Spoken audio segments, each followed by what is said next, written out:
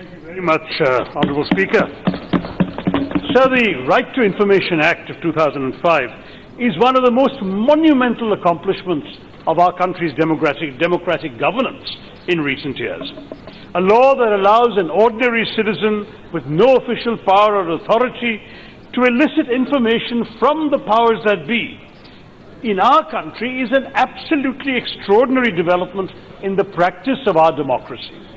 RTI has created mechanisms and platforms for the practice of continued vigilance of our government by, obviously, our ordinary people, our ordinary citizens, a remarkable attribute now of our democratic citizenship. When I was at the UN, Mr. Speaker, I was privileged to chair an international seminar on right to information systems around the world.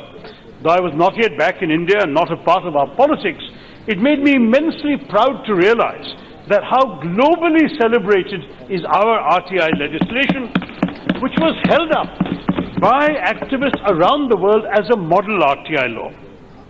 At that conference, I met some of the prime movers of RTI from India's civil society, people like Aruna Roy, Nikhil Dey, my old teacher Shekhar Singh of the National Campaign for People's Right to Information, which worked closely with the chairperson of the UPA, Srimati Sonia Gandhi, who is here today. They had clearly understood that the key to the success of the RTI would be an institutional and legal mechanism which would not only be independent, with a clear and secure mandate, but also function transparently and be empowered to override the traditional governmental habits and structures of secrecy and exclusive control with which we are all so familiar. The purpose of RTI, Mr. Speaker, is to make us uncomfortable. When we were in government and now when the then opposition party is now in government, RTI is inevitably an instrument for keeping a check on the overweening power of the authorities. That is why RTI gives us an independent information commission as the highest authority on government information, headed by people with fixed tenures in office and fixed salaries at the level of Supreme Court judges, along with the powers to penalize errant officials. Now, through the Right to Information Amendment Bill, the government seeks to amend sections 13, 26, and 16 and 27 of the RTI Act, which equates the status of the CICs, the Central Information Commissioners, with that of the Election Commissioners, and the State Information Commissioners with the Chief Secretaries of their states, so they can function in an independent and effective manner. The dismantling of this architecture empowers the central government to unilaterally decide the tenure, salary, allowances, and other terms of service of the Information Commissioners, both at the centre and the states. Introducing the bill, and just now my good friend, the Honourable Minister of State, Jitendra Singh Ji, asserted that this is a minor and routine amendment, prompted by the anomaly that Information Commissioners are making decisions that can be challenged in the High Courts, so how can they have the same status as Supreme Court judges? This is fallacious logic, Mr. Speaker. You and I can challenge the decisions of the President of India, the Prime Minister of India in the High Courts today. Does that reduce those dignitaries below the level of High Court judges? Yes. I'm sorry to say that this seemingly innocuous intent simply does not wash. In fact, I worry that far from being a simple technical change, this RTI amendment is a deliberate attempt to weaken the RTI framework and to undermine the RTI altogether.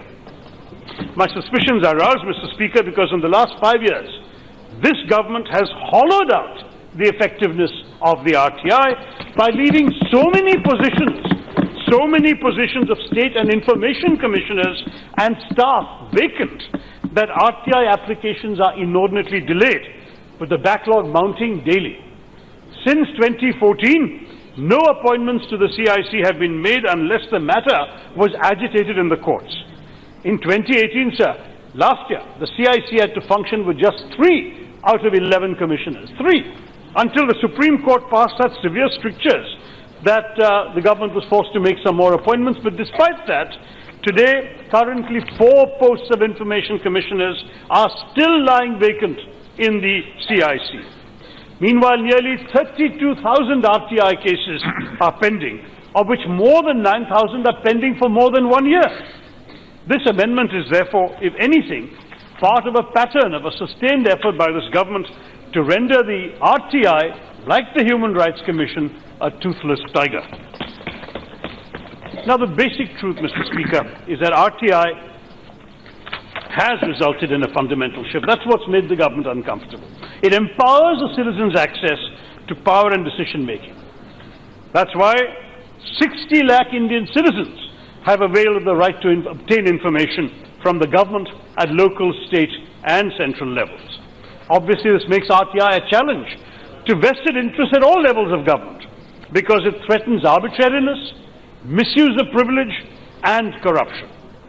They have obtained information from such diverse institutions of governance as the village ration shop, the Reserve Bank of India and the Prime Minister's office. They have raised questions of the Defence Ministry on demonetization, on electoral bonds, on unemployment figures, and even on the appointment of the election commissioners and the non-appointment of the Lokpal. This wide-ranging information related to decision-making has actually, for the most part, been given to them, despite some serious resistance by officials and government, because of the independence and high status of the Information Commission. This is what the government is trying to amend. What is at stake here? How important is the seemingly routine matter? Using RTI has not been devoid of risk, Mr. Speaker. More than 80 RTI users have been murdered because of their courage and their determination to persist in using the RTI to challenge officials who wish to keep certain matters secret. It is widely accepted around the world that one of the most important structural elements of any independent oversight institution, such as in our case the CBC, the Election Commission, the Lokpal, the CIC, is a basic guarantee of tenure and a fixed salary. There is a strong nexus between the independence of an institution and the fixity of tenure and stable income of those who are appointed to it. The Supreme Court of India agrees, sir. In Union of India versus R. Gandhi, President Madras Bar Association, the Supreme Court has recognized fixed tenures and stable salaries as essential aspects of institutional independence. Now, under the Act, the Information Commissioners are appointed for 5 years, subject to an age limit of 65. It was on the recommendation of the Parliamentary Standing Committee that the Information Commissioners and the CIC were made on a par with the Election Commissioners and the CEC, respectively, for tenure and emoluments. All this will now go through this amendment. The government can hire and fire the Information Commissioners as they like, pay them what they choose, and this will inevitably vitiate the independence of the Information Commissioners. That is why, Mr. Speaker, when the bill was sought to be introduced, I warned this House that it was not just an RTI amendment bill, but an RTI elimination bill. Now, the Minister claims that a statutory body cannot enjoy the same salary as a constitutional body. Not true, sir. For instance, this government notified the Tribunal, Appellate Tribunal and other authorities' rules of 2017. As per these rules, the chairpersons of tribunals get a salary of 2.5 lakhs, whereas the salary of a Supreme Court judge, as per Section 12A of the Supreme Court Judges Act 1958, is also 2.5 lakhs. So this government itself has equated the salaries of a statutory body with that of a constitutional body. So why not continue for the CIC? There is another problem, Mr. Speaker. Apart from Section 13, which deals with the terms and conditions for the Central Information Commission, in amending Section 16, the central government will also control, through rules, the terms and conditions of appointment of information commissioners in the states. This is an assault on the basic structure of federalism. I'm sure my colleagues in the DMK will have a few words to say about this. The government says it is committed to cooperative federalism, but it rides roughshod over the rights of the states when it sees its own self-interest at stake. The irony, sir, is that the RTI Act was only passed in 2005 after thorough examination by a parliamentary standing committee. So thorough that the law was passed unanimously in both houses.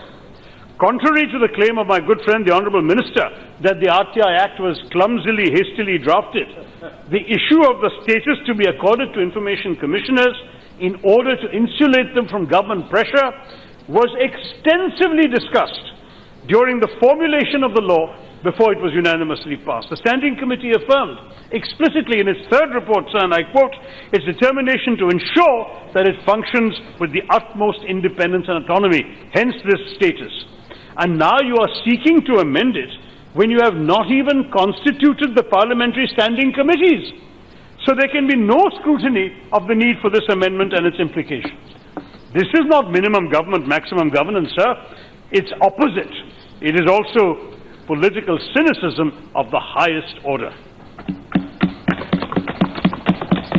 So the manner in which the amendments are being pushed through, without any public consultation, either by a standing committee or with interested citizens, demonstrates this government's desperation to pass the amendments without even proper parliamentary scrutiny.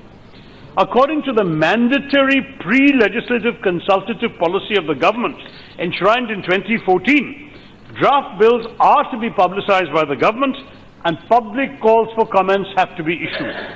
Previous governments, both the UPA and the NDA, put on the website proposed amendments to the RTI rules for further deliberations by the public. But this bill was brought to the Lok Sabha without any public debate on its contents. The text of the bill was publicly known only on July 18th, a day prior to its introduction, when it was circulated to us, the Lok Sabha MPs. Similarly, under Section 4(1)(c) of the RTI Act, public authorities are expected to release relevant material to the public regarding any change in the RTI. This rule was not followed by the government in the formulation of the bill, and therefore the government's action violates the RTI Act itself, sir.